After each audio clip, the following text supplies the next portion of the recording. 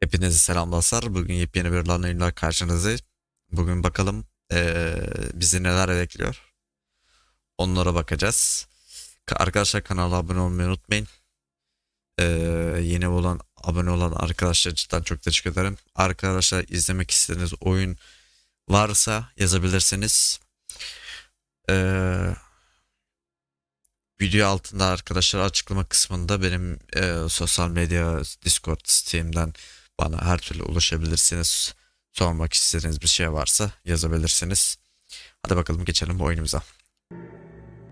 187 at 5810 Murata Avenue. Homicide wants you over there. The coroner thinks the broad was whacked using the army morphine. Don't say anything, Roy. Just get over there.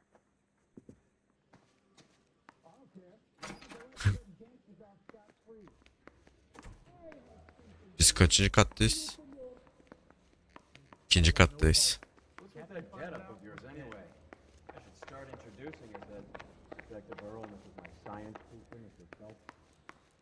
Your interest in my appearance is starting to get me worrying. Burası biraz karışıkmış ya.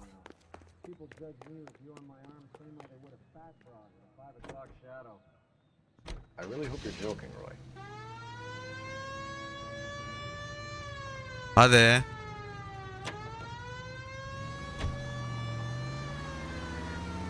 Seem distracted. We recovered the morphine. Some of it might be unaccounted for, so what? Lan manyak.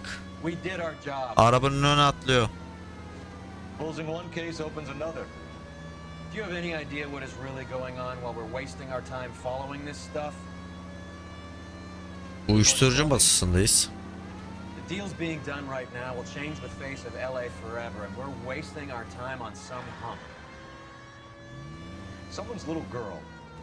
Visit the morgue at the end of the month when the John and Jane Does are cremated. Their percentages, the odds for and against lightning striking. Yine morfin olaylar herhalde.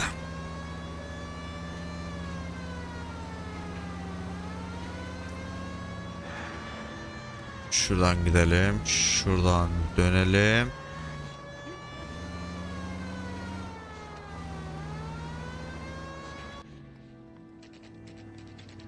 Katil sahnesi mi? Nereye geldik acaba?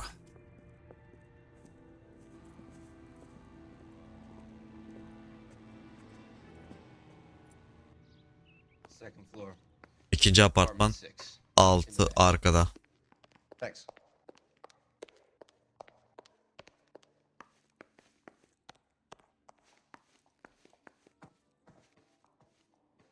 Altıncı daire. Vakasi, you made homicide. That I did. Good to see you, Phelps. You two want a hug? Or can we get on with it? Relax, Rusty. Bizim eski adamları geri gördük. 26 years old, fashion model. Found in the tub by the cleaning lady, Mrs. Reynoldson. She called it in. We heard Carruthers thinks... Carruthers likes to make work for people. Overdose of sleeping pills, falls asleep in the tub, rest in peace, case closed. Here, here. Mal is 100% that it's murder. Do you mind if I take a look around? Sure. Go right ahead. Bizim diğer kanki daha iyiydi be şu kahverengili. Phelps? Mal, we've had a look around. Rusty thinks it's a waste of time. What's your theory? Come on, Mal. Tell us why we were dragged down here. If the victim was alive when she entered the tub, water would have entered her lungs. The water is violently churned in the windpipe as she drowns. The result is that a lot of foam is generated. This foam is found at the mouth and nostrils in almost all cases of real drowning. Notice anything about our Vic? May I took a look? Be my guest. Take a closer look at her head and neck.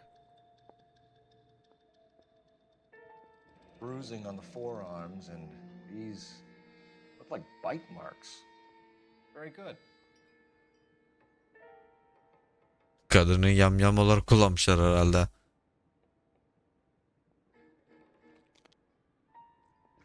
Her neck is bruised pretty badly.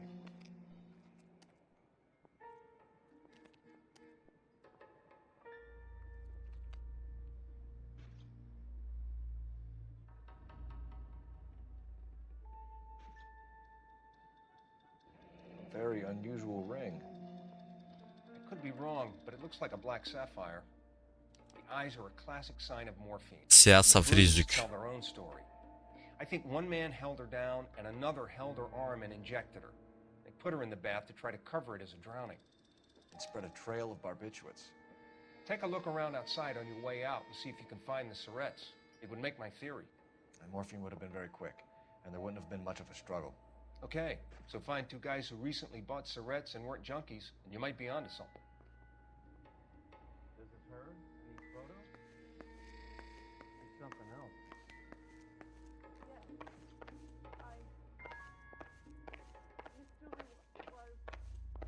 Burada bir şey yok. Bu ne? Quality English smoking jacket. I don't know anyone under 45 who would wear one.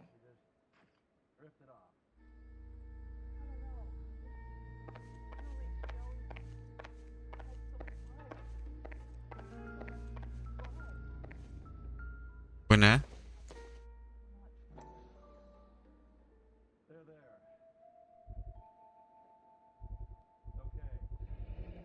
Looks like barbiturates.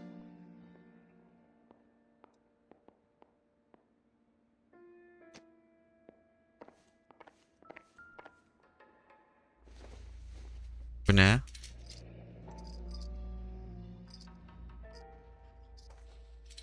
Barbiturates. What else is rattling around in this thing?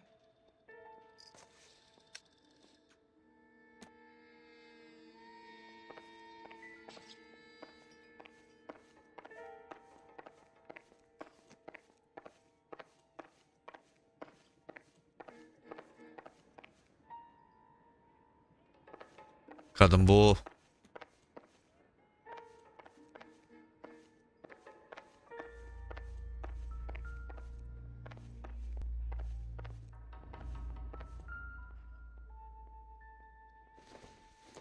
Şuna bir bakalım. This is all top end of town stuff. Gives us somewhere to look.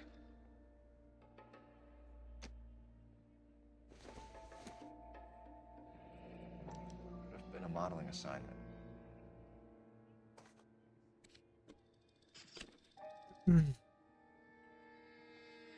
It's a place to start.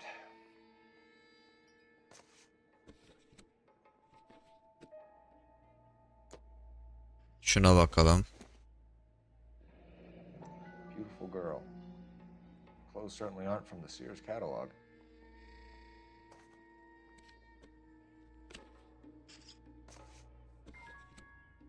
Bunda bir şey yok. Zaten bulacağımızı bulduk.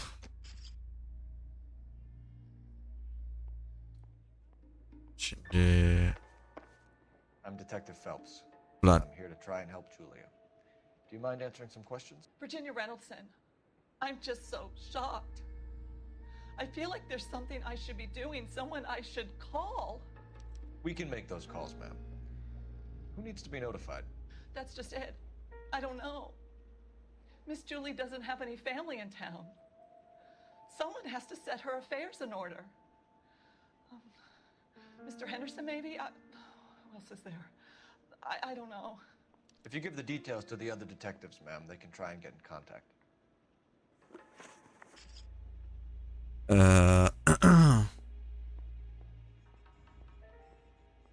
Kurbağana akıl durumu. Was Miss Randall depressed about something? Upset? No more than normal. Yalan söylüyor. What are you hiding here, Mrs. Reynoldson? Julia was obviously disturbed about something. I have no idea what you're talking about. Ya uyku hapları ne işin duruyor? She was taking barbiturates. She couldn't sleep. You must have seen them in her room. You've seen the pillbox, the things she hid in there. I don't know how she supported herself. Always new clothes and jewelry. She lived like a movie star. A princess. Does modeling really pay that well? Kurbağanın özel hayatı. Did Miss Randall have many friends visit? I'm not sure. I only come around twice a week. Abla gene yalan söylüyor ya. Why are you lying to me, Mrs. Reynoldson? Julia had men stay here. I will not speak ill of the dead. You can't prove that.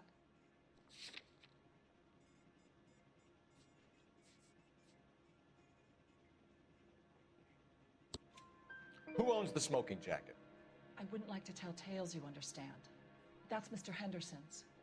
An older man, very distinguished looking. He seemed very much in love with her. Where would we find him?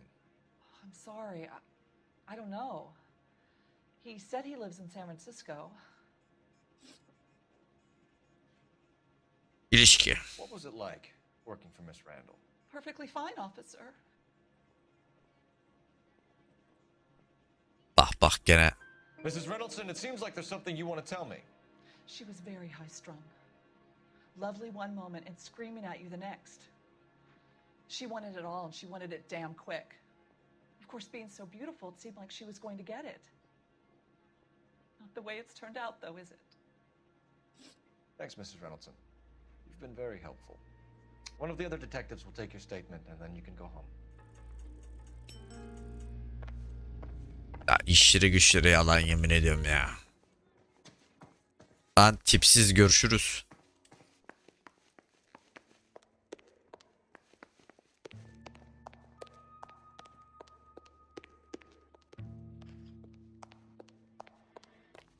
Bizim araba nerede ya?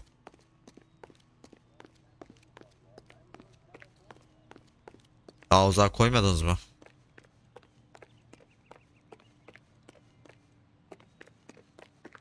Here's what I heard. That cop the guy who did the Dahlia, they kept him on that. Kind of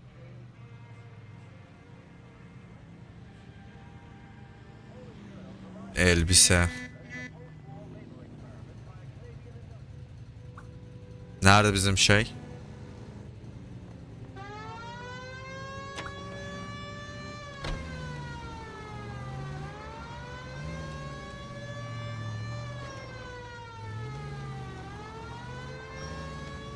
Çap çap.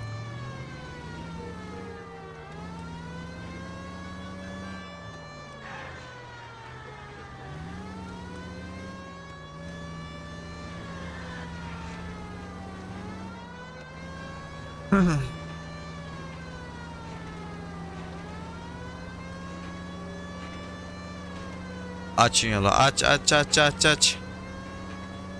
Bekleme yapma ticari.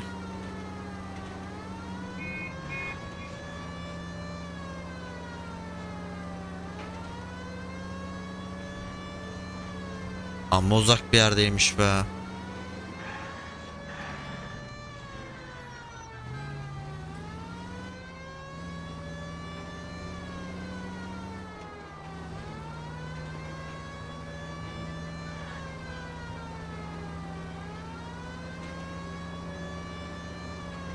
Açın yolu, açılın yolu, aç. Bekleme yapmayalım.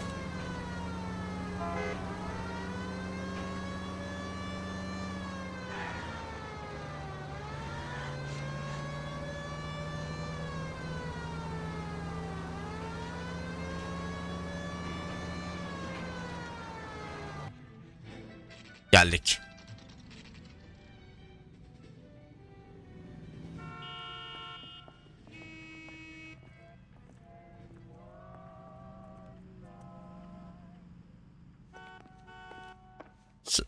Well, hello.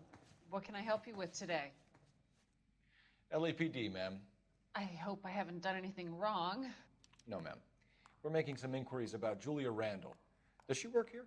No, I had to let her go. Is she in some sort of trouble? She was found dead this morning.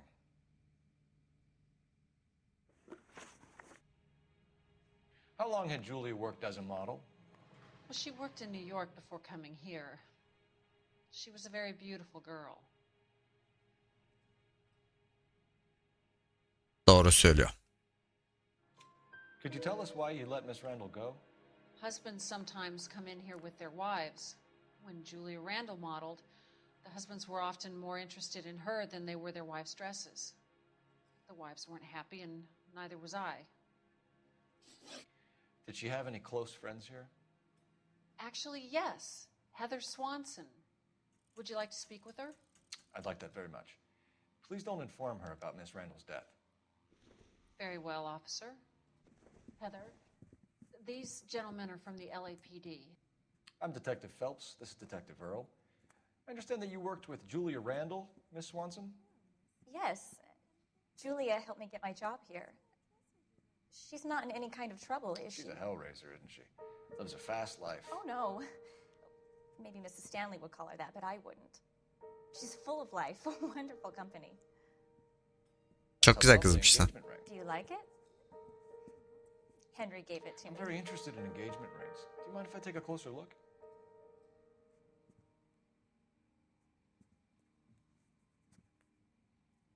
Kadın bir tuhaf oldu. That's some pearl, Miss Swanson. Would have cost Henry a fortune. He must really love you.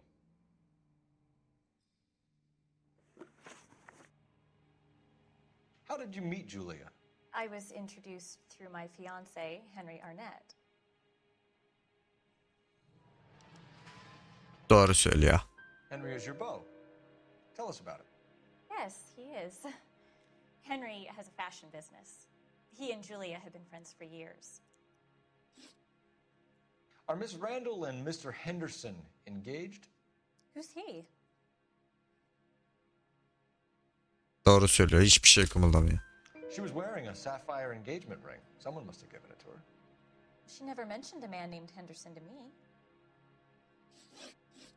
That's all for now, Miss Swanson. Could you ask your fiancé to visit Hollywood Police Station? It would be very helpful to our inquiry. Now, wait a moment. I don't think I'll pass on that message until you tell me why you're asking all these questions. Julia Randall was found dead this morning. What? Oh, no. Oh, I can't believe it. She was so full of life. Abla şoka geçirdi.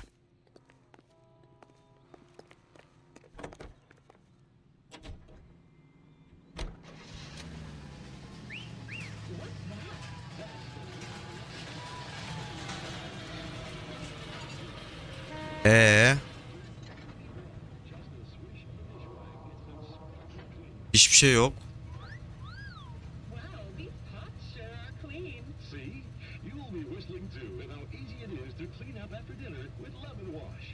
Lazy old-fashioned soaps require scrubbing and elbow grease. Lemon wash cuts grease and takes it right down the drain. And since lemon wash removes spots and foul bends, use it to remove the grease spots that occasionally get on. Biz acaba evde bir şey mi unuttuk ki acaba?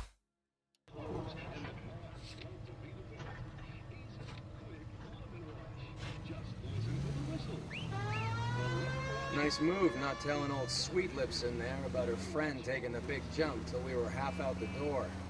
Very slick. I figured we'd get more out of her that way. You're learning, Phelps. We'll make a vice cop out of you yet. Ne oldu?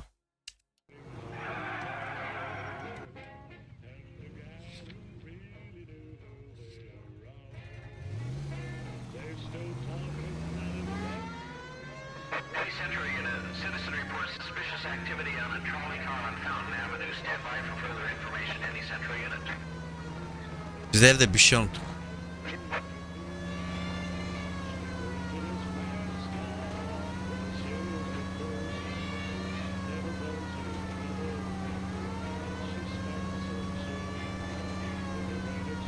Biz evde bir şey unuttuk.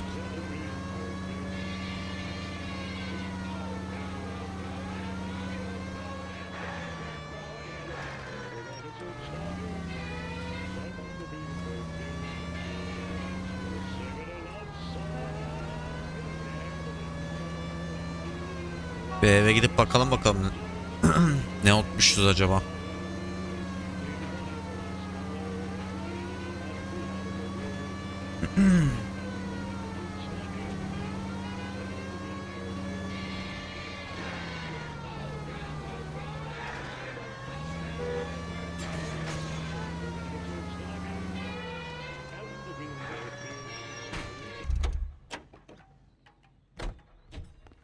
Bakalım evde ne unutmuşuz, hangi ipucu unutmuşuz.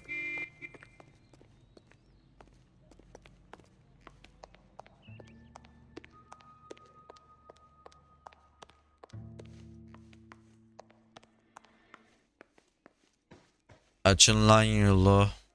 Ah kankim benim. Burada ne unuttuk acaba?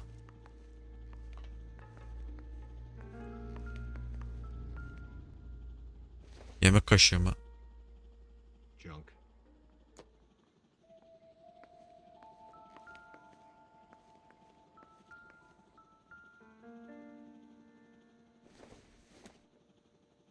This isn't what we're looking for.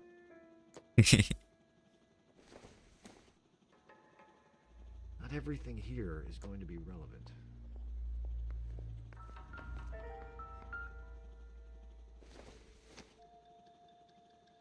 It would take a smarter man than me to connect that.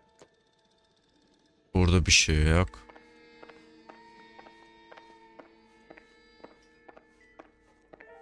Şu ilk fotoğrafın arkasına hiç bakmamıştık. Ona bir bakalım.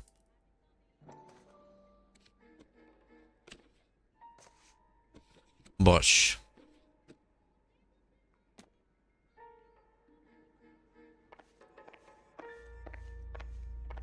Acaba biz ne unuttuk?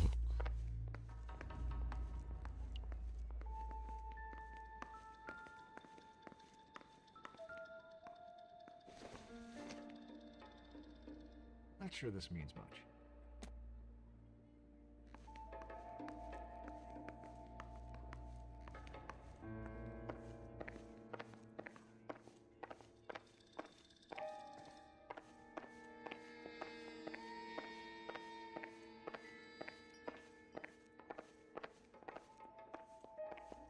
Kanka bir çık be. Help me out. Once you've checked the bathroom, Cole, you better take a look around.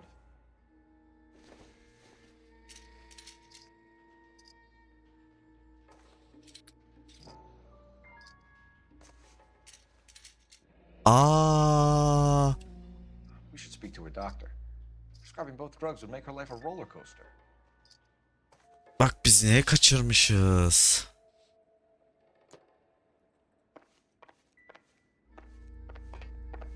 Bak biz neye kaçırmışız? Ah kafamda, ah kafam. Come on, Rusty. We'll take a look around outside and then follow up these leads. Can you get some guys to run down the jacket?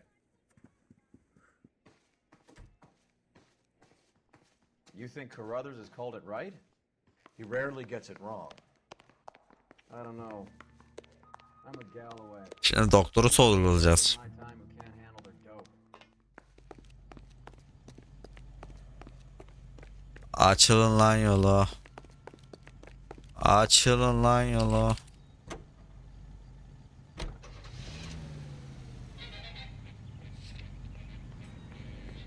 Bak apartman gene gitmemiş.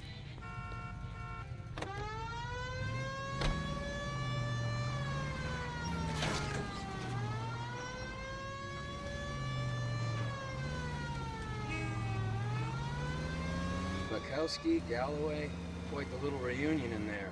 Almost brought a tear to my eye. They're good police. How would you know? You got promoted so fast you barely had time to learn their names.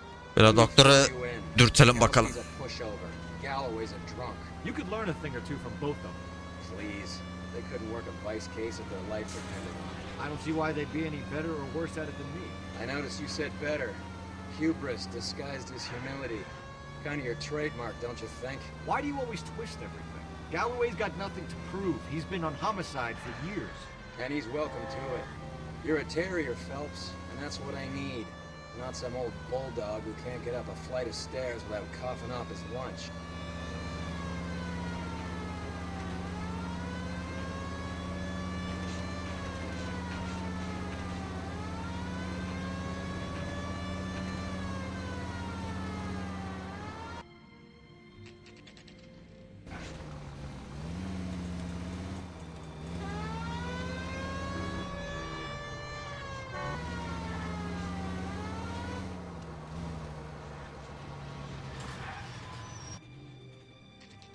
Doktor biz geldik doktor. Doktor bizi psikoloğa yatır doktor. Manyağız biz doktor. Karız.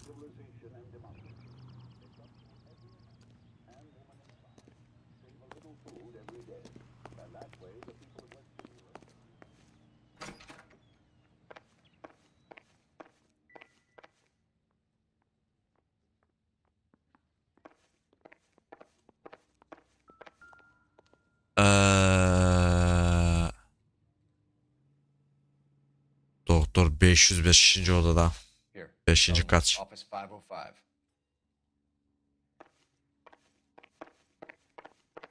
Allah'tan asansör var ha. Asansör olmasa sıçtık, Cafer bez getir. I swear, if we locked up every doctor in this town, Vice would be able to work half days.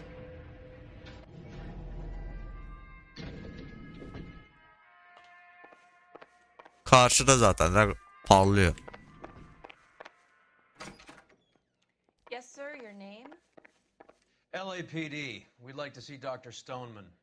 Dr. Stoneman is with a patient. Would you like to wait? No, we wouldn't. Tell him we want to see him now. There's no need to be rude. Save it, sister. Dr. Stoneman, I have some gentlemen from the LAPD here to see you. Send them in, please. I'll see this patient again after they've left. Aferin. Şişko çık. Dr. Stoneman, we are investigating the death of one of your patients, Julia Randall. I'm very sorry to hear that. Do you mind if we ask you some questions about Ms. Randall? Not if it doesn't compromise doctor-patient privilege, detective. Kurbanla ilişkini anlat. How well did you know Ms. Randall? Barely at all. She'd only been a patient 6 months or so. Doktor kıpır kıpırsın, gözler kayıyor, yalan söyleme. Julia Randall has been your patient for nearly a year. I'm sure you know that. Do you doubt my veracity, detective? Do you have access to my patient records? Evet. Nerede o? Bu. Your prescriptions contradict you, doctor. Miss Randall was in the fashion business, as you probably know. She was jumped up on Benzedrine by day and knocked down by sleeping pills at night. I told her to slow up, but no. Life was too short for her. And you supplied the prescription for the Benzedrine. It's not illegal, detective. A lot of young women in her line of work use it for weight loss. You wrote Julia Randall a prescription for Benzedrine. How can you account for that? Miss Randall was in the fashion business. She wanted to control her weight. Gözler kayıyor. Benzedrine is addictive, as I'm sure you know, doctor. As I warned her, but she was determined. She said she needed it to control her appetite. Sounds like you knew her pretty well. I knew the line of work she was involved in. That'll be all for now, Dr. Stoneman. We'll be in touch. Şimdi gidiyoruz. Ama ilk baş telefonu kullanıyoruz. Operator, give me R&I. Putting you through now. Cole Phelps, badge 1247. How can I help, Detective? Messages, please. Yes, Detective. The coroner's been asking to speak to you. I can connect the call if you like. Please, thank you. Al? Cole, can you get over here? I just finished the autopsy. Sure thing, Mal. We'll be right over. Evet, morga gidiyoruz. Buradan mı çıkıştı lan? Hı.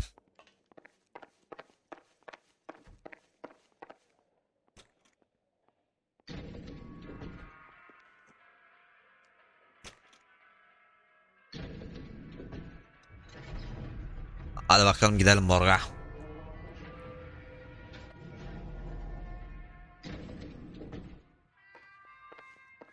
The old boy's lying. About what? I don't know. He looked relieved when you said she was dead. It's a strange reaction to have to the death of a young patient. Oğlum biz cinayette de çalıştık lan. Kime söylüyorsun?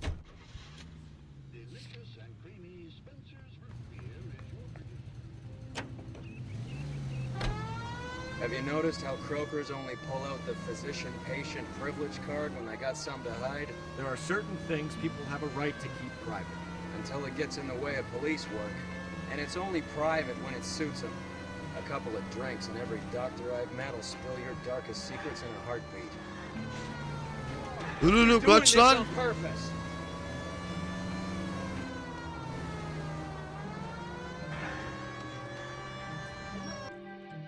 Geldik. Morga gireceğiz, morga. Bu adamın yeri de değişmiş.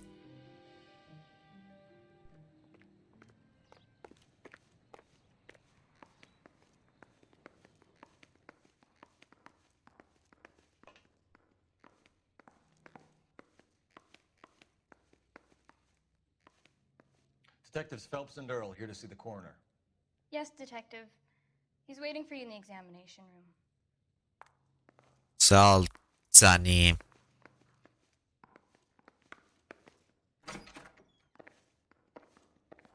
Nerede lan bu? Ha. Cole, Roy, I have some information for you. You're the only person enjoying this, Mal. Get on with it. The bruising confirms 2 sets of hands, so we have 2 killers. Death was caused by heart failure due to an overdose of morphine. Have you dragged us down here to gloat? We already heard your theory. We agree that she was murdered. Yes, of course. I have something else to show you. All right, Mal, what gives? The dead guy's name is Jimmy LeBlanc, career burglar. He came in this morning. Someone stove his head in with a lump of 2x4. So what? Good riddance. I found 2 syrettes in his jacket pocket. Wow. Hang on a minute, Roy. We're listening now. No sign of morphine use and no metabolized morphine in his blood. Scratch marks on his face. Which could be from getting his head remodeled. Time of death, Mal. Maybe an hour or 2 after the Randall girl. So you're saying Laughing Boy here could be one of our killers? That's a hell of a long shot. Thanks, Mal. We'll check it out. I found something else.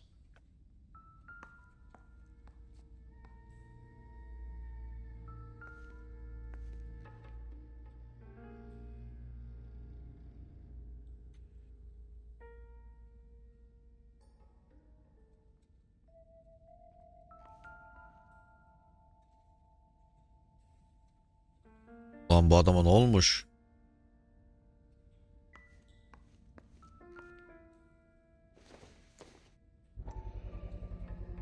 Sorry, I don't play.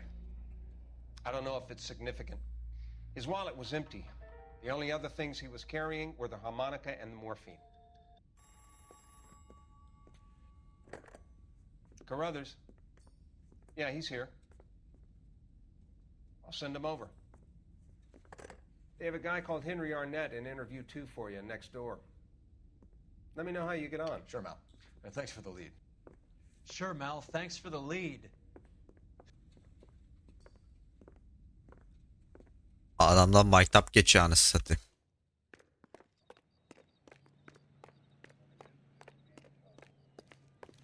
That bum took a swipe at me. I put him down with my sap.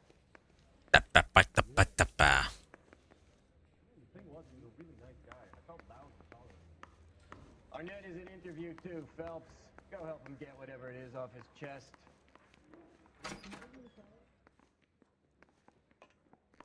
Nerede lan bu ikinci sorguydu? Mr. Arnett, I'm Detective Phelps. This is Detective Earl. Thanks for coming in. Call me Henry. It's the least I could do. Terrible news about Julia. Kurbanla ilişkini anlat. How well did you know Julia Randall? Vaguely. I'm in the clothing business, and Julia occasionally modeled for me.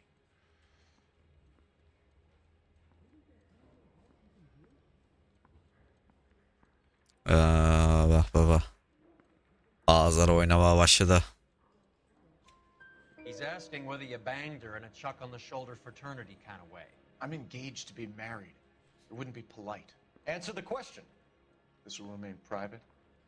Heather won't have to know. Yes. We had relations. Miss Randall's landlady said she was seeing an older man. Could have been. I wasn't privy to all the details of Julia's private life. Ulan yalan söyleme bari. Henry, I don't like when people lie to me. She was seeing a man named Henderson. You know who I'm talking about. Easy on, detective. I may have heard of Henderson, but I don't know his full name. I think he's from New York or someplace back east.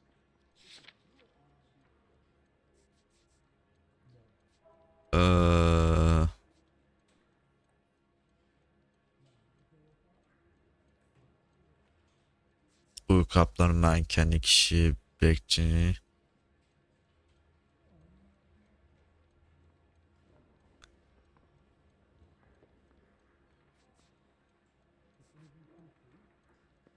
Bekçinin ifadesi.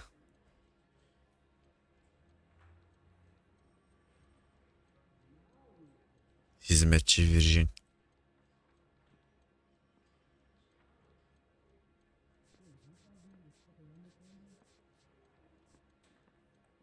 Bekçinin ifadesi mi ki acaba? If that's all, Heather's distraught. I probably need to get home. Tamam, seçtik. Julia told her cleaning lady that he lived in San Francisco. Okay, you got me. I don't know where he's from. Julia wanted money. She always wanted money. Doğru mu? Thought she could get some from this guy. She was wearing a distinctive engagement ring. You think she might have convinced him to buy it for her? Maybe he did, yeah. Maybe he and Julia were getting serious. Ever heard of a Jimmy LeBlanc? No. Should I have? Is he an entertainer or something? Ya arkadaşım, doğru bir şey söyle. So you wouldn't have any reason to believe that LeBlanc would be involved in Julie Randall's murder? If this guy is a criminal, he might have been involved. But like I said, I've never heard of this LeBlanc character. Heather told us that you were in fashion. That's right. I'm thinking of moving up to a 45. I want to stop and make one run. Some kind of traveling salesman? Once I got out of the Corps, I used my... You were in the Marines? Sure. I'm proud of it. The Fighting Sixth. You were in the 6th Marines? Yes. I was a captain. Which company? Various companies. We had a lot of casualties. Which engagements? Okinawa. A couple of other places. That will be all for now, Henry. You've been very helpful.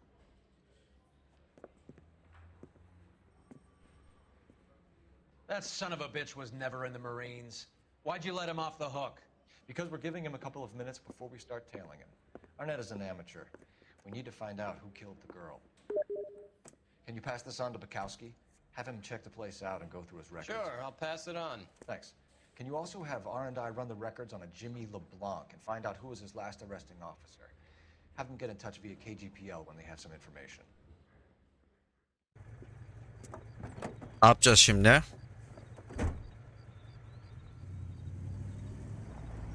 He's in that car at the lights.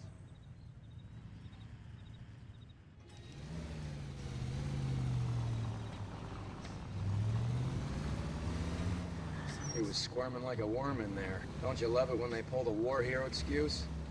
Actually, maybe you don't.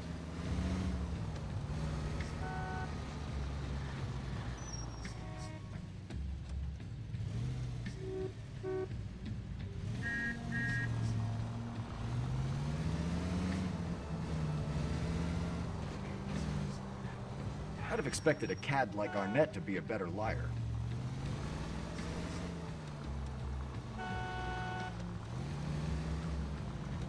Basmayın lan kornaya.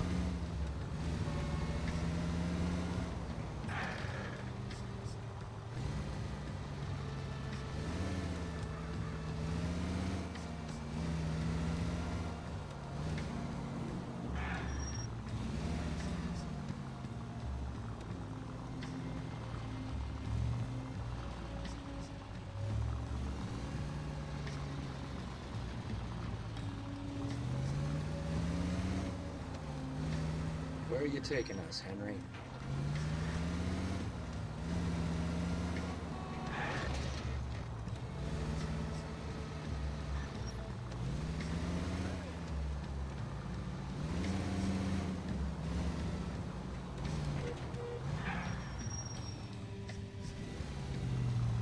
Burnum kaşındı.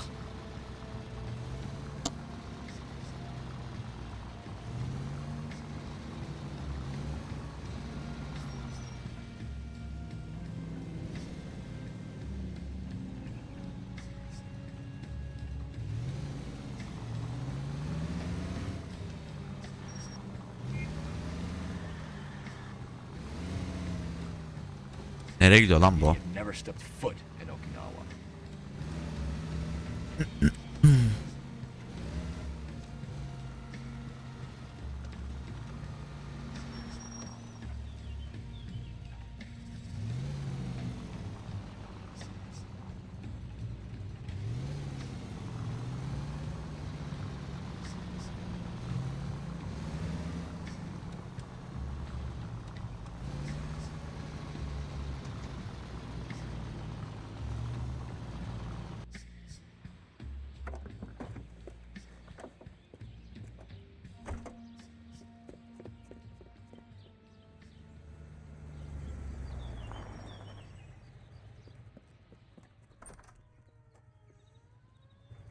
He needs money and fast.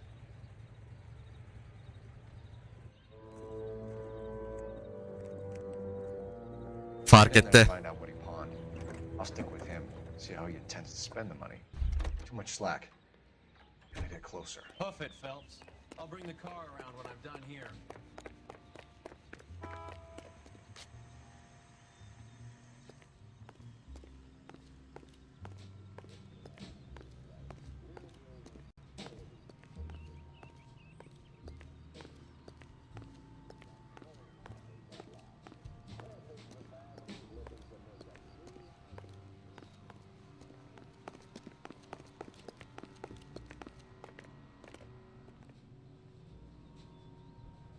Bak bak. Move in. Can't risk losing the trail.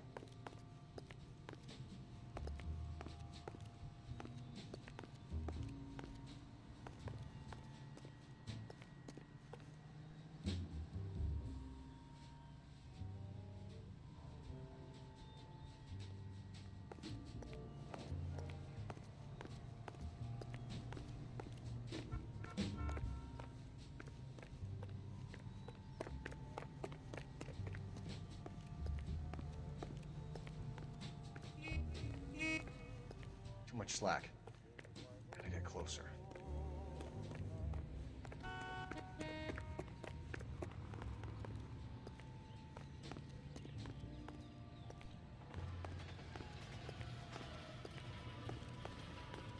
Nereye gidiyorsun lan sen de?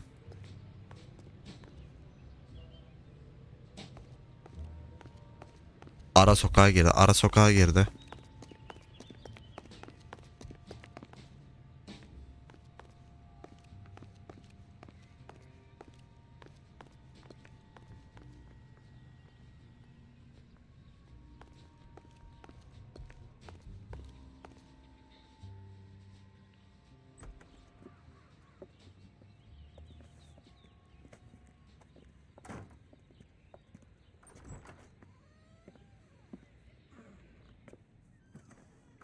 That's right, Mexico City.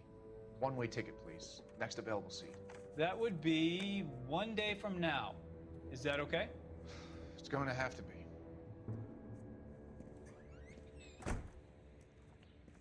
Çakal. LAPD, the man who just came in here, he bought a ticket? Yes, sir. To Mexico City tomorrow night. If you hear from him again, don't mention this conversation. What have you got? He bought a ticket from Mexico City. Tomorrow night. That's good. But this is better. Bu ne lan? Oh my God. It's Fabergé. Should have seen the look on the pawnbroker's face when I told him to hand it over. The guy who owned the joint thought it was worth at least 10 large for a cigarette case. Arnett only got 600 clams.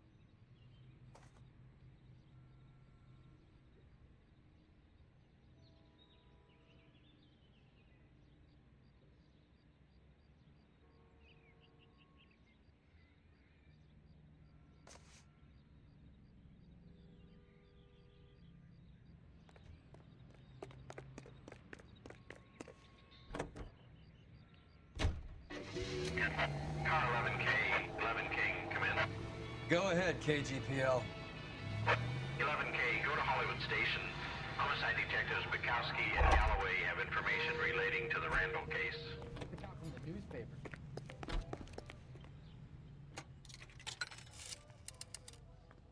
Operator, give me dispatch. Putting you through now. Phelps, 1247. How could I help, Detective? Messages for me, please. Yes, Detective. Detectives Vakasi and Galloway request you return to the Hollywood Station. They have information in the Julia Randall case. Any luck with the arrest record check on Jimmy LeBlanc? Yes, Detective. Jimmy LeBlanc's last arresting officer was Patrolman Fred Wallace. He's posted the Hollywood 9th Beat Sunset Boulevard between Gordon and Wilcox. Thanks for your help. Hayda, işler karıştı biraz herhalde.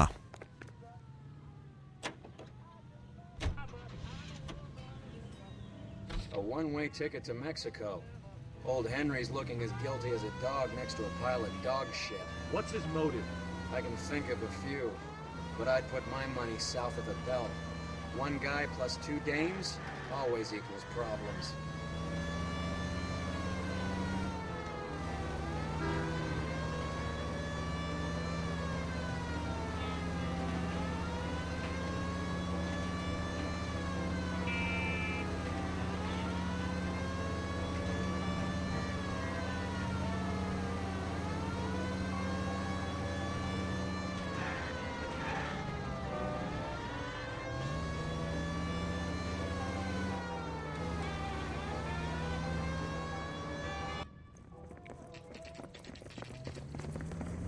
Come on, let's give him a hand.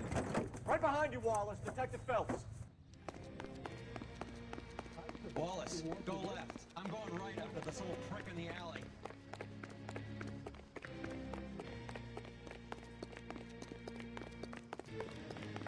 Çık, onu ben yakalayacağım.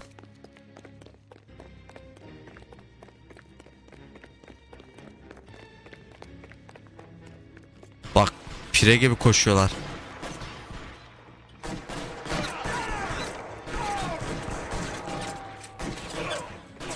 Ola ola vuruluyoruz.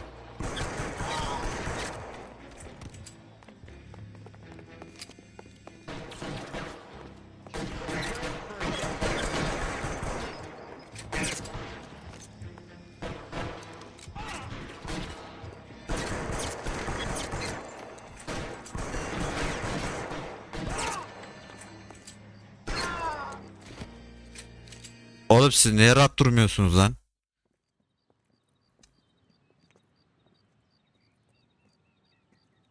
Thanks. Outstanding warrant, armed robbery. Knocked over a drugstore back there, and it looks like he brought his whole posse with him. Bad luck for them. They're all yours now. We need some information. Ever heard of a burglar goes by the name of Jimmy LeBlanc? Sure. They nabbed Jimmy on a burglary beef a couple of years back. They cut through a music shop and into a jewelry store. He got 4 years. I miss his partner, though. His partner? Big guy. I had him cornered, and he picked up this huge display case and threw it out a plate glass window. Then he vaulted out of there like something out of Barnum and Bailey. Got away. I would have had him, except for LeBlanc yelling, "Run for it, Willie!" And you think he was an acrobat of some sort? More like a strongman, a wrestler, or a boxer, that kind of thing. Thanks. You've been a big help. You haven't done too badly yourself.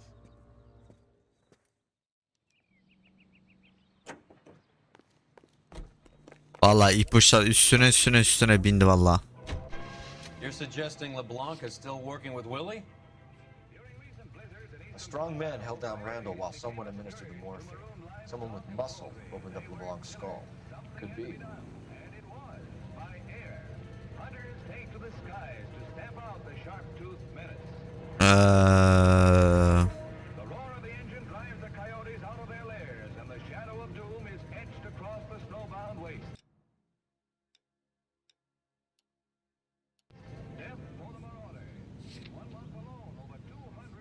Karakola uğrayalım.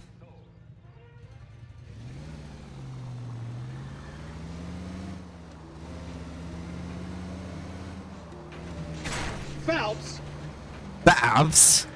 Ne Babs? Mızmızlanma oğlum. Any Central Unit of 484 just occurred, 3155 West 4th Street. Unit to handle code 3, identify.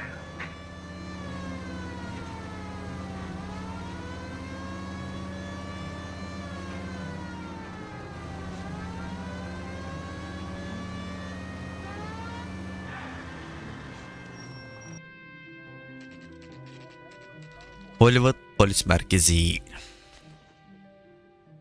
We caught up with Mao. He's given us the dope on LeBlanc. He worked burglaries with a big guy. Goes by the name of Willie. He might be our killer. Can you work boxing gyms, the Y, promoters, that kind of stuff? Since when have you started giving orders, Phelps? Sana. There was no sign of a... That's where our net comes in. Next stop, we speak to Lacey about a list of recent burglaries. Guy's a bum. His office is a front, and he's behind on the rent and his phone bill. And he's skipping town. Tomorrow. Let's get him in and beat it out of him. Do you want to bring in the killer, Rusty? It could be too smart for your own good, Phelps.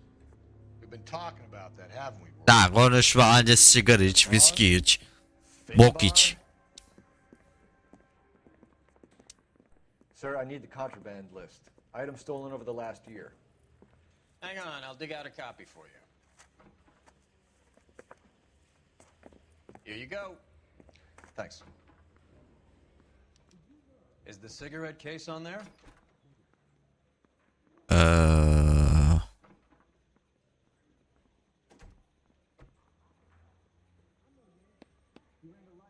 Even the engagement ring was purloined. Our net is a cad.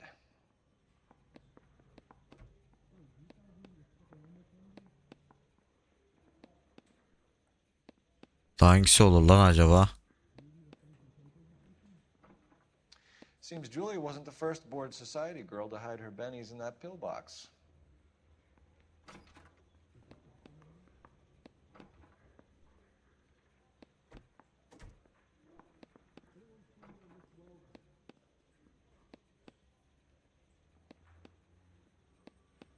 Allah Allah. It's here. Arnett must be out of his mind trying to move this while under a murder cloud.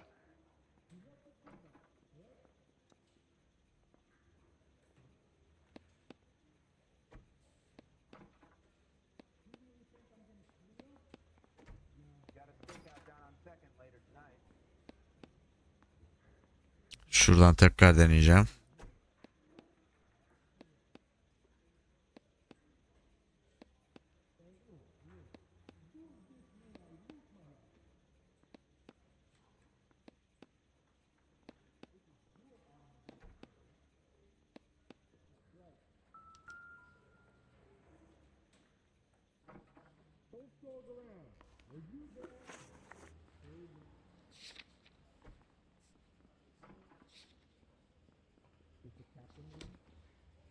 Hadi gidelim.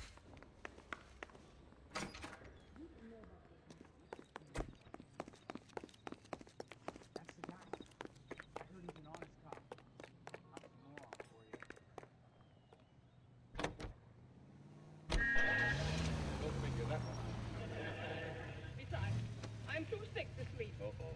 I don't think I'll live through Hadi lan. I'm in such terrible pain. I've got neuralgia or something. Pain starts in my temple and goes down my face and it jabs like a needle. Then I get dizzy and I feel as though I'm gonna fade away. So you and Rusty have been having discussions. Anything you would like to tell me, partner? Phelps, don't be so touchy. Rusty had his best ever clearance rate working with you. Even if the cases he worked on can't be discussed. We were just comparing notes. You're a Booneroo case man, Phelps. One of the best I've ever seen. Thanks. You gotta learn to take a compliment, Phelps. Lan çık. A hopped up model, a cad, and a circus freak. Only in L.A. Fairy tales of the rich and famous. More like pathetic tales of the desperate to be rich and famous. Junkie Goldilocks and the Three Bears. Arnett, LeBlanc, and Willie. Don't you go putting the pieces together again before they fit, Phelps. Listen to your old pal Rusty. Or should I say Finbar? I wouldn't call him that if I were you. What do you care? The It doesn't sound like you're the top of his Christmas card list. He gives everyone a hard time. That's just how he is. Whatever gets you through the day, Cole.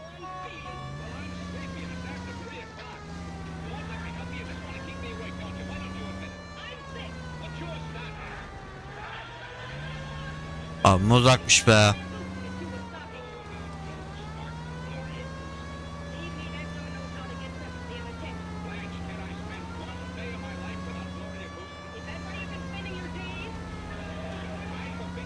Abi oturacak başka yer bulamadım bana satayım.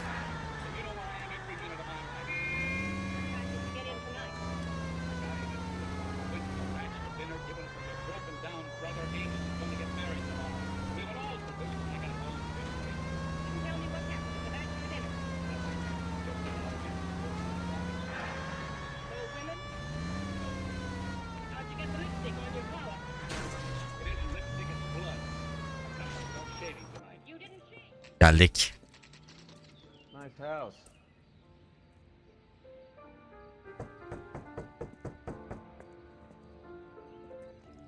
Oy. LAPD, ma'am. Is Mrs. Eavestrom in? She is. Would you follow me, sir? Hayır. I am Mrs. Eavestrom. How may I help you? We appear to have recovered some stolen goods that belong to you, ma'am. Yes, of course. That terrible burglary. Would you like something to drink? No, thank you, ma'am. We have some questions, if you don't mind. Why would I mind, young man, if you are returning 43 pieces of my property? Okay, before we get down to that, I'll have a scotch. Thanks, straight up. Maria, can you get the detective a drink, please?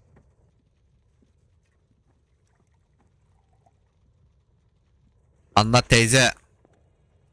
Can you describe to us what was stolen? It would be easier to describe what wasn't stolen, detective. A priceless tiara that has been in the family for 50 years. A Fabergé cigarette case that was worth $25,000. Yalan söyleme. Why are you lying about the value of your jewelry, Mrs. Eavestrom? Who do you think you are? Making heinous accusations in my own home. Ha ha ha. Sese bak.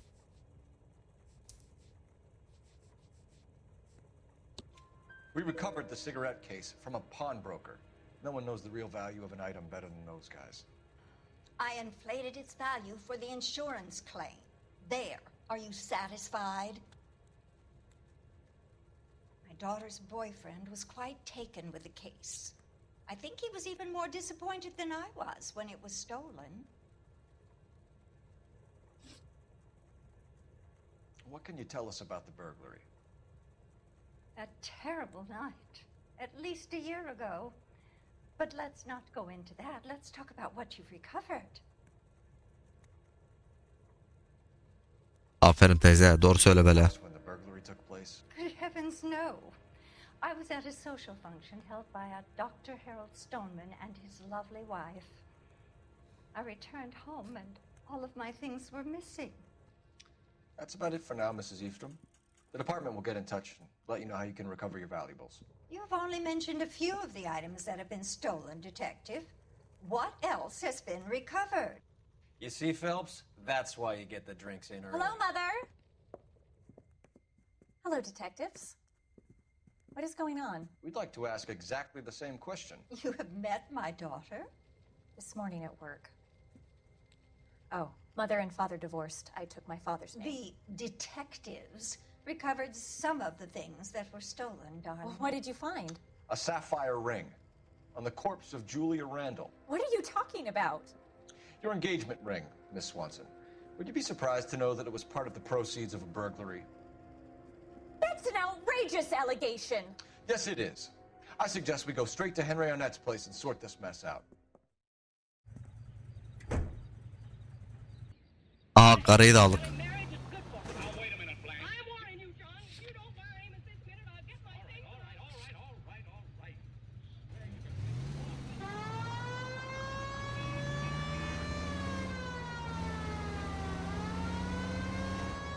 We're missing something here. Arnett is obviously arranging the burglaries. That's That's my fiance you're making scurrilous accusations about. And Randall was obviously his partner. But neither of them are the type to creep apartments. You're being ridiculous. Both of you. There's a very good explanation for all of this. What is socking it, sister? You're being played for a patsy and you're not even smart enough to see it.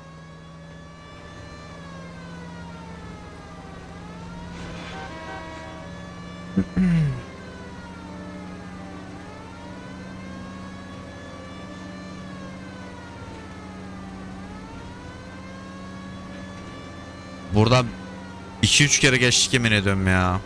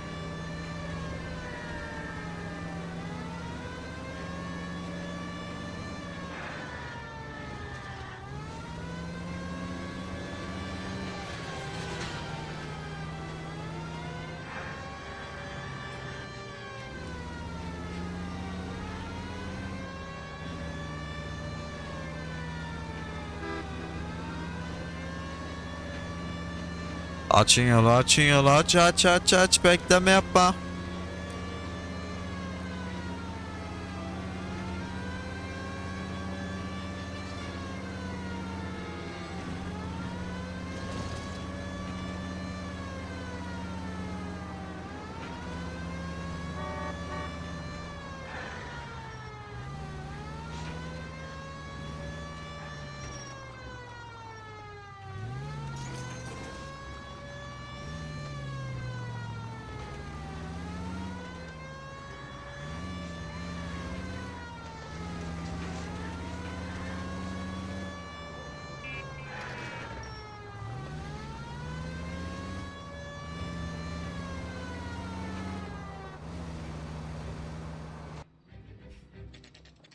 Bu binayı bir yerden hatırlıyorum ama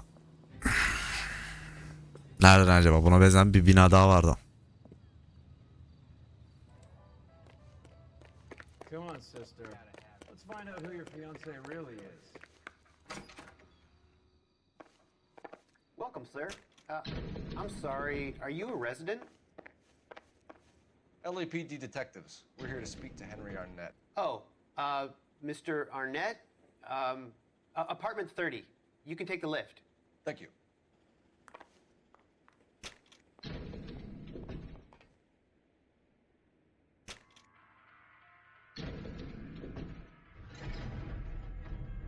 Well, isn't this just nice and awkward?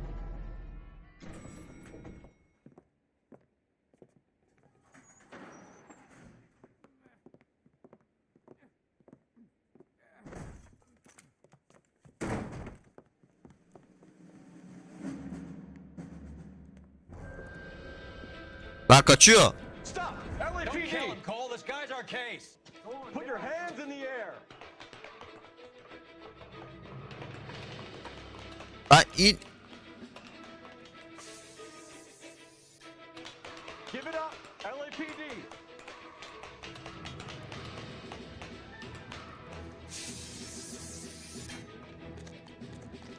Nereden gitti? Nereden gitti? Oradan çıktı. Don't make me chase you!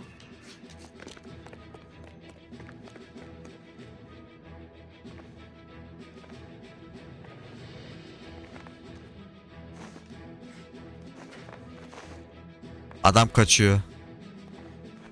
Kol adam kaçıyor.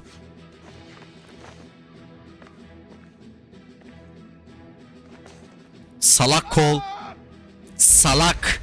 Yürütene yürütene. Neyini bekliyorsun? Aptal.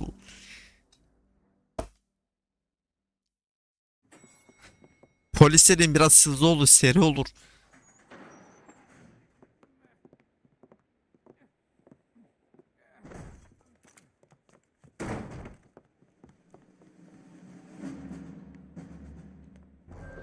Kaçıyor, kaçıyor, kaçıyor. Stop! Don't kill him, LAPD! Cole. This guy's our case. Put your hands in the air! Ya.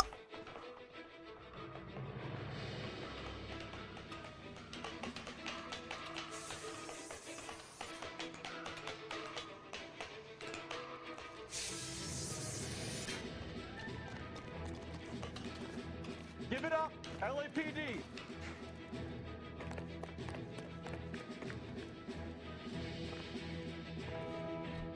Don't make me chase you!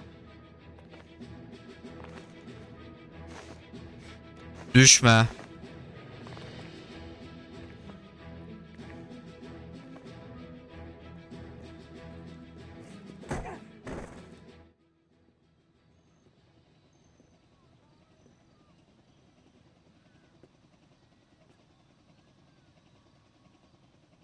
Looks like he got you good, Phelps. Yeah, he really packs a wallop. How did I get back here? Under your own steam, miraculously. You came in through the window, said hello, and then keeled over. How was Arnett? He's coming around, too. He's all hopped up. Good time to get some answers. You missing something, Henry?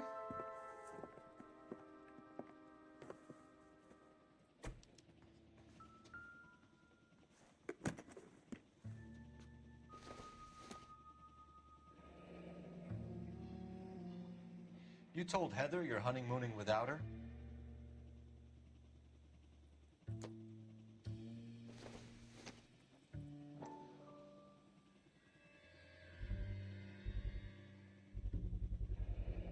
Vacheron Constantine. That's an extremely expensive watch, Henry. A graduation present from my parents.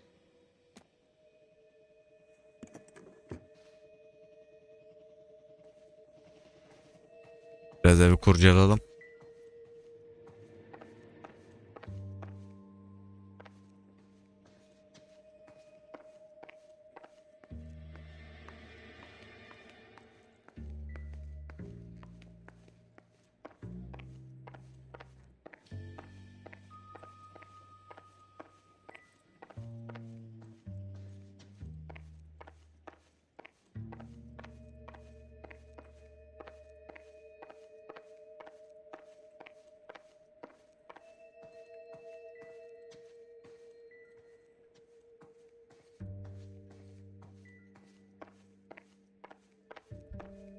Evde bir şey yok.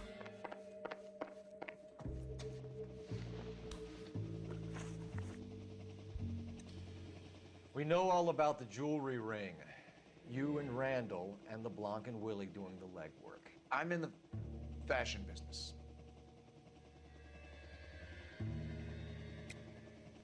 You're lying, Henry. How can you prove that I'm involved, detective? Yutkunda.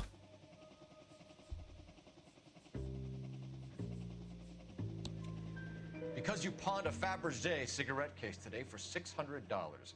A case that is on a list of stolen items. It was Julia's idea.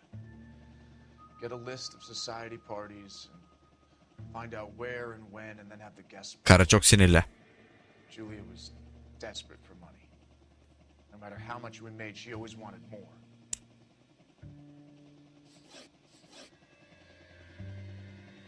Why did Reed and LeBlanc kill Julia Randall? I wanted to stop, to get out of that life. I was going to marry Heather if she'd have me. Julia told the others that they were out, that she was going to create a new gang. Yalan söyleme. You're lying, Arnett. I think you ordered them to kill her. It was made to look like suicide, and when the coroner saw through that, you knew it was time to run. I told you I was involved in the burglaries. I had nothing to do with Julia's death. Why would I need to run?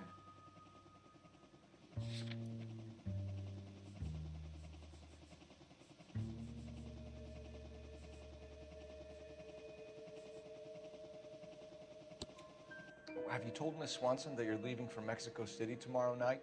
That it's a one-way ticket? Henry? Tell me it isn't true. I had no choice. I wanted to marry Heather. I told Julia I wanted out, and she laughed in my face. I had to pay Willie and Jimmy a fortune to do her, and now I'm completely broke. What you are, Buster, is under arrest. Who is Henderson, and what is his involvement?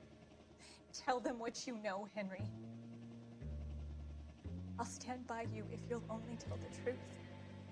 There is no Henderson. Bak hala yalan söylüyor ya. Tell me about your first burglary, and don't lie. I can't remember. I don't keep a list of these things. Yani Your first burglary was at Dr. Harold Stoneman. You want to explain how he is involved, or shall I? Henderson is Stoneman. He was crazy about Julia. She could get him to do whatever she wished. He threw the parties, and we arranged the burglaries. Julia never let him touch her. She just kept him hanging on the promise. Drove the good doctor almost insane. Henry Arnett, you are under arrest for burglary and for the murder of Julia Randall. Henderson is Stoneman, all right? I'm not the guy you want. Go talk to the good doctor. Oh, we will, knucklehead. Meanwhile, we're fitting you for convict stripes.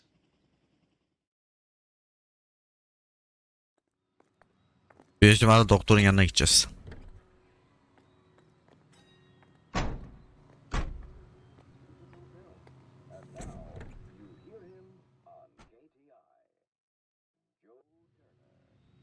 Aynen.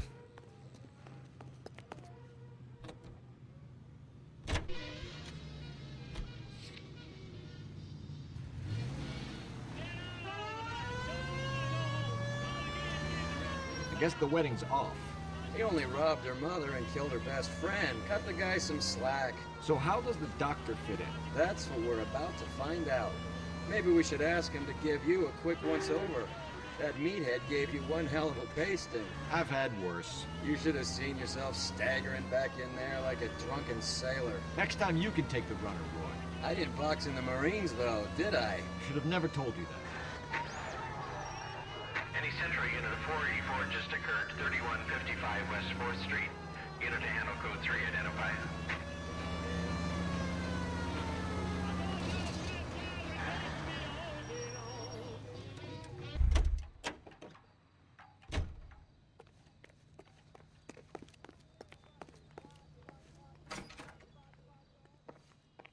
Doktor, doktor.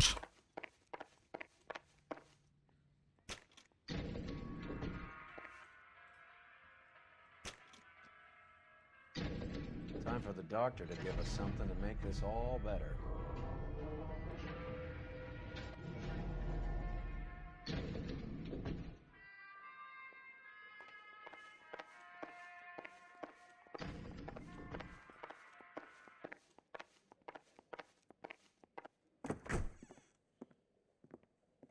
Hang on a moment, sister.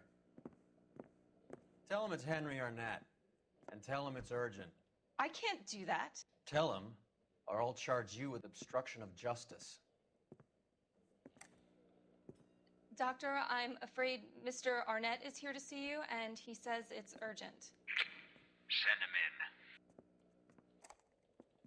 in. I told you never to come. Tell us the truth, Doctor.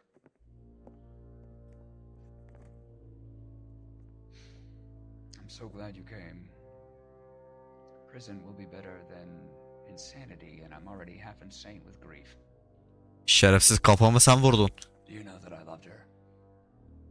I ruined my life for her, and yet I still love her. Will you testify in court that Arnett and Randall did these robberies? They organized the robberies. Julie would get the names of the guests attending my wife's parties. Didn't matter how much money I showered upon her, it was never enough. She never really cared for me. Doctor, I'm afraid you're under arrest. Hehe, goodbye. The practice. You'll call Dr. Gerard. No. Please don't cry. I want to see no one, not my wife or my children nor my friends, and I don't want a lawyer. Just lock me up and throw away the key. What have I done? Lan! Adam manyak aşağı atladı.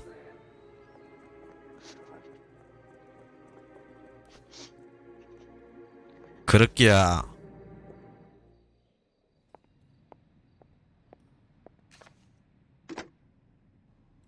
Operator, message for KGPL. Putting you through now. I need an ambulance and the coroner immediately to the offices of Dr. Harold Stoneman, 1646 Ivor Street, Hollywood. En route, Detective. You have a message. Detective Bukowski says the suspect is named Wilson Willie the Wolf Reed, former wrestler. Last known address is an apartment building at the corner of Hollywood and Vine. Detective Bukowski says to meet them there. On our way. Ablacığım sen de ağlayıp durma be. We have an address for the runner. Let's try and wrap this up then.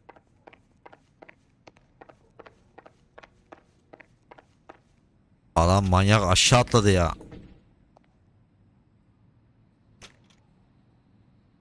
That old boy really fell for that broad. She was incredibly beautiful. Would you throw it all away for a woman? Life has a way of making you pay for your pride. You're quite the romantic, Phelps. Stick with the percentages. Broken hearts are for chumps. You're talking from experience. I certainly am. Oh, I like women as much as the next guy. As long as they're in place and doing what they're told.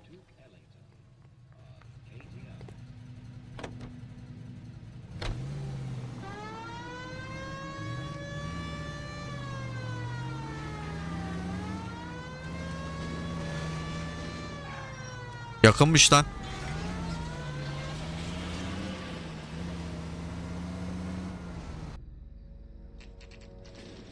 Veli'nin apartmanı. Gece 1. Dat dat dat.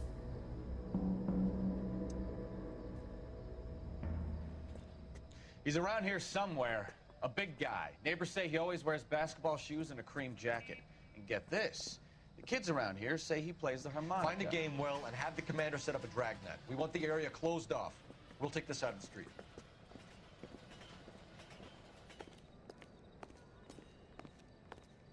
A harmonica playing wrestler. That's a weird one. Think he knits as well? Just keep your eyes open and your mouth shut. We don't want him to bolt on us.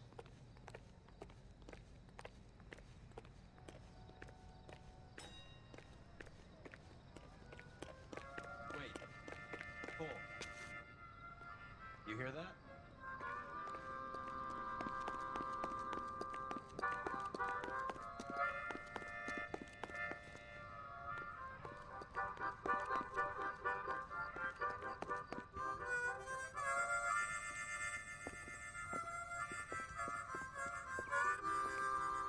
Wilson Reed, LAPD, give yourself up.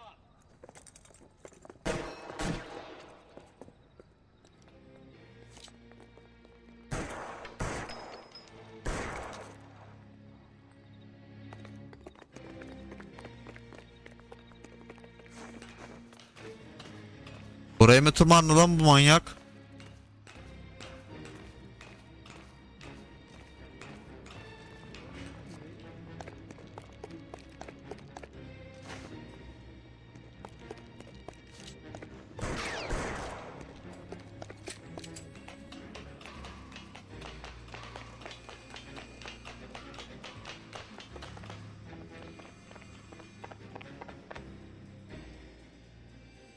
Aşağı mı kaçıyor?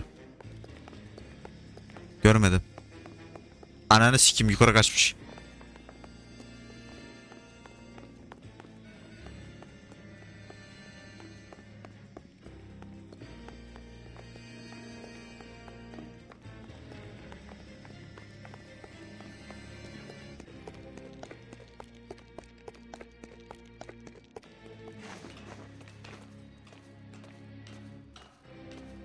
Nerede lan bu?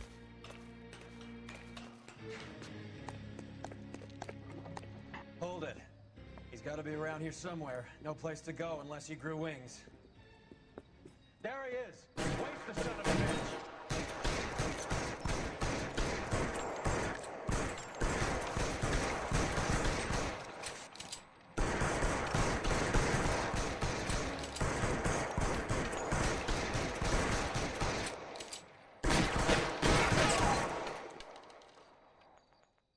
It all it. Son of a bitch really picked a spot for it up here, didn't he? Julia Randall's folks are flying in from New York tomorrow to claim the body. I saw her on the slab. So perfect. Looked like she was made of porcelain. She really made an impression on me. Julia had that impact on a lot of men. Christ, it's cold.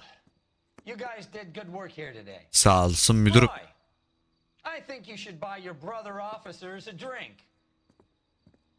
Do you now? That's very generous of you, Lieutenant. Yeah, goodbye. Evet arkadaşlar, izlediğiniz için çok teşekkür ederim. Kanala abone olmayı unutmayın.